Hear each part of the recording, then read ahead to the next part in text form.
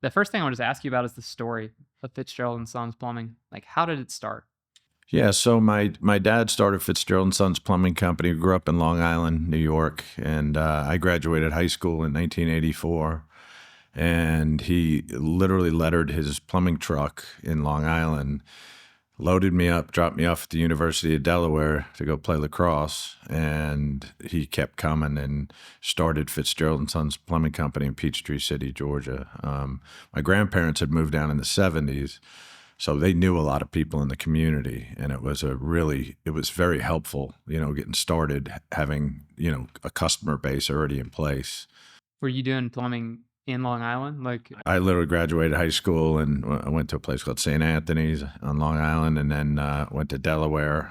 I did not finish. I stayed there for 2 years and kind of just wanted to get after the work world. I had too much fun and not enough studies. So turned out okay, I think. No, it's not for everybody. And then I joined my dad 2 years later. Now my brother had already been down about a year before I was. He graduated from Gettysburg College and had a minor in accounting.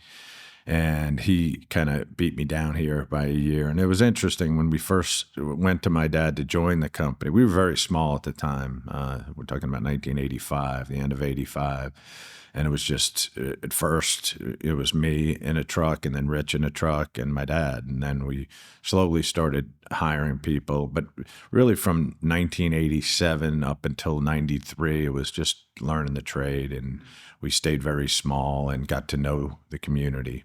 So when your dad moved down here, and your first brother moved down, was it just the three of you at that time? That's correct. And our first employee, actually, that we had hired, other than the three of us, was Tommy Detmering, who's one of my service technicians currently. I remember Tommy. He's still with us. No way. Yeah. Oh, so my dad passed away in 93, and Rich and I decided it was time to kind of, we had been in the field digging holes and fixing leaks, and we decided we wanted to kind of speed up the growth process.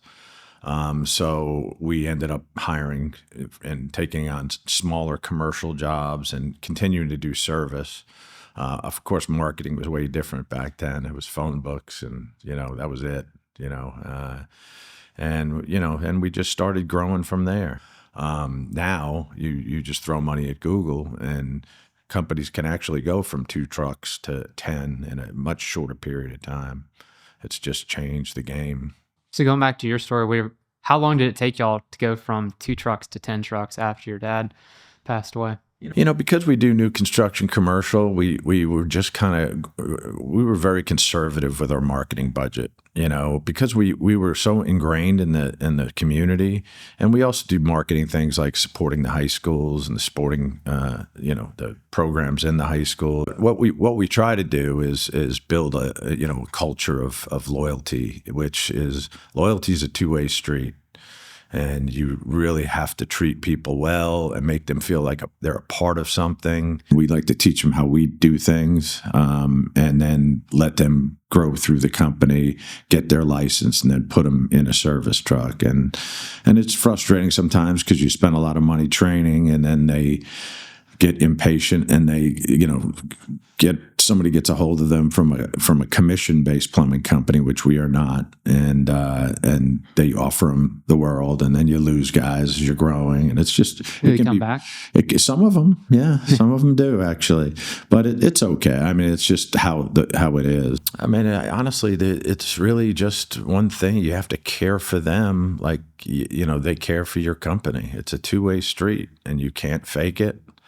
And you got to be there for them when people, pass away. You got to be there for them when they're having difficulties in their house, and you get to know them, personally. I remember calling Harbinger one day. I said, "Hey, you got to do less because I can't keep up." And meat paying. So I don't know if you remember. I remember. Yeah, but made me smile. You also cut my monthly fees, so that was nice. Hey, right, partner. No, I know, but it was just we were so busy, and of course now what's going on now with tariffs, and we've been fortunate. Like, we stay busy. My biggest concern is sometimes we're not as responsive because I have a lot of customers waiting, and I don't have a quick fix for that.